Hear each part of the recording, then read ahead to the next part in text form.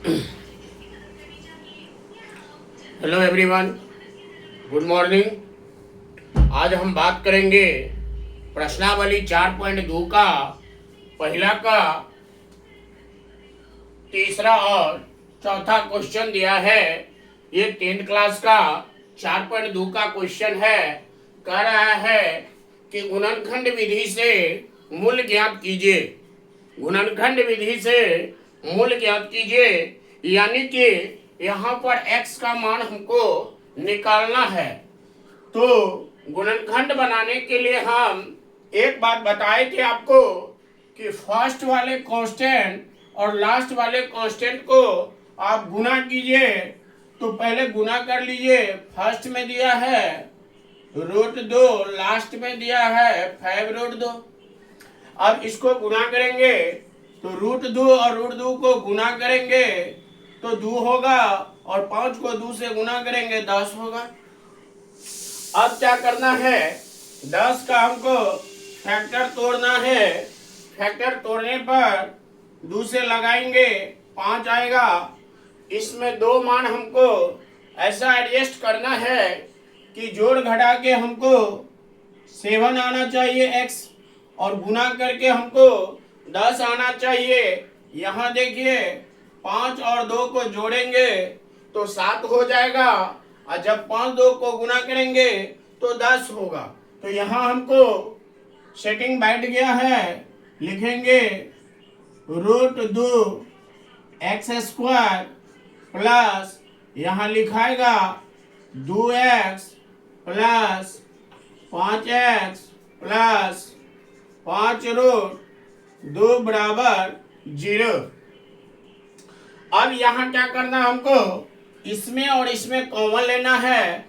तो कॉमन लेने के लिए यहाँ हम 2 के बदला में √2 गुने √2 लिख सकते हैं। अब √2 हमको कॉमन है, तो √2 और यहाँ 2x और यहाँ 1x, तो 1x कॉमन है, तो यहाँ √2 1x कॉमन हो गया, तो 1x बच गया। और यहाँ हम √2 और 1x ले लिए, तो यहाँ √2 बच गया। अब क्या करना है, इन दोनों में हमको कॉमन लेना है। तो 5 और 5 दोनों में आ रहा है, तो +5 ले लेंगे। अब यहाँ बच गया x और यहाँ बच गया √2 बराबर 0। अब ध्यान देना है, दोनों कोष्ठ वाला मान हमको मिल रहा है, तो दोनों के बदला में एक बार लिखेंगे x प्लस √2, और बाहर वाला दोनों को सटा के लिखेंगे। यहाँ बाहर में है √2x और यहाँ है +5 बराबर 0। अब क्या करना है हमको, मूल ज्ञात करने के लिए एक बार x प्लस √2 के बदला में 0 लिखेंगे। एक बार करेंगे √2x प्लस 5 के बराबर में 0। यहाँ लिखेंगे x प्लस √2 बराबर 0। तो x बराबर, ये प्लस में है उधर जाएगा माइनस हो गया। फिर क्या करना है, √2x प्लस 5 बराबर 0, तो √2x बराबर -5, इसीलिए x बराबर -5, और ये √2 गुना में है, इधर आएगा भागा। आपका इस समीकरण का मूल आ चुका है। लिखेंगे मूल यानी कि x बराबर -√2 और -5/√2, यानी कि पहला क्वेश्चन का आपका आंसर आ चुका है। अब हम दूसरा क्वेश्चन के बारे में बात करेंगे। इसमें भी कह रहा है कि गुणनखंड विधि से आप हल ज्ञात कीजिए। इसके नीचे में नहीं कुछ है, चूंकि ये फ्रैक्शन में है और ये दोनों विदाउट फ्रैक्शन का है, तो इसको हम 1 दे के फ्रैक्शन कर दिए। अब क्या करेंगे, एलसीएम लेंगे, तो यहाँ 8 हो जाएगा एलसीएम, और जब 1 से भाग देंगे इसमें तो 8 आएगा, और 8 से जब ऊपर में गुना करेंगे 2 से तो यहाँ 16x² माइनस 1 से 8 में भाग देंगे तो यहाँ 8 और x को गुना करेंगे तो -8x हो जाएगा। जब 8 से 8 में भाग देंगे तो 1 आएगा, 1 से 1 में गुना करेंगे 1 हो जाएगा बराबर में 0। जब हम क्रॉस मल्टीप्लिकेशन करेंगे, क्रॉस में गुना करेंगे तो 0 और 8 को गुना करेंगे तो 0 हो जाएगा। अब 1 से इस भाग गुना करेंगे तो जितना है उतना ही आएगा, लिखेंगे 16x² माइनस 8x प्लस 1 बराबर 0। अब क्या करना हमको कि फर्स्ट और लास्ट वाले कांस्टेंट मान का गुना करना है। तो कांस्टेंट मान यहाँ 16 है, यहाँ 1 है, गुना करेंगे 16 आएगा। 16 का फैक्टर तोड़ेंगे, 2 से देंगे 8 होगा, 2 से देंगे 4 होगा, 2 से देंगे 2 होगा। अब इसमें 2 मान ऐसा हमको सेट करना है कि गुना करके 16 आना चाहिए और जोड़ घटा के हमको -8x आना चाहिए।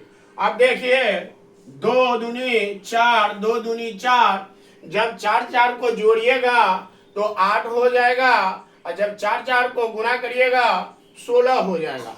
तो यहाँ हम लिखते हैं x² minus 4x minus 4x plus 1 बराबर 0।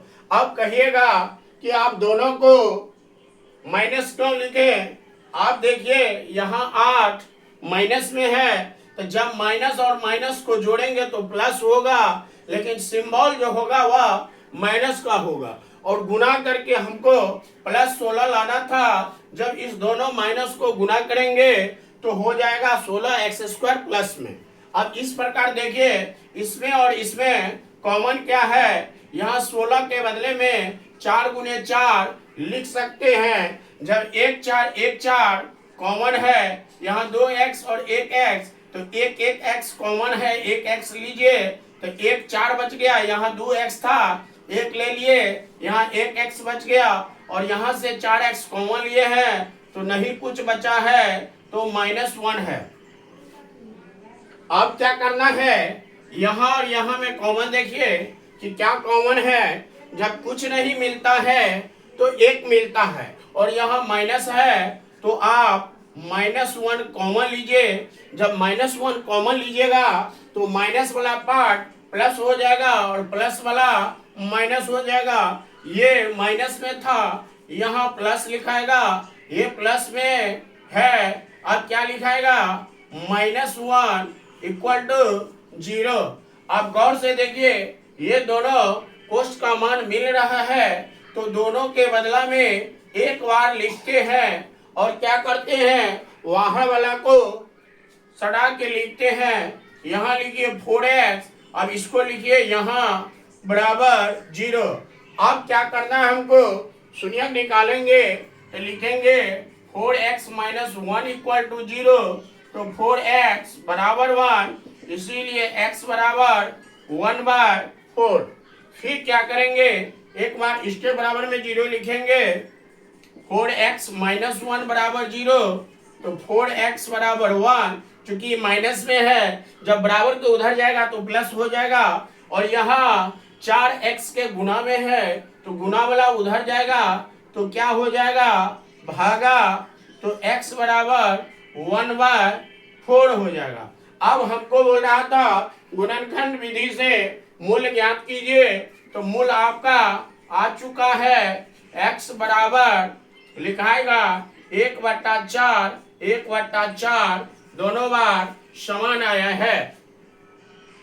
इस प्रकार से दोनों क्वेश्चन का आंसर आपको आ चुका है।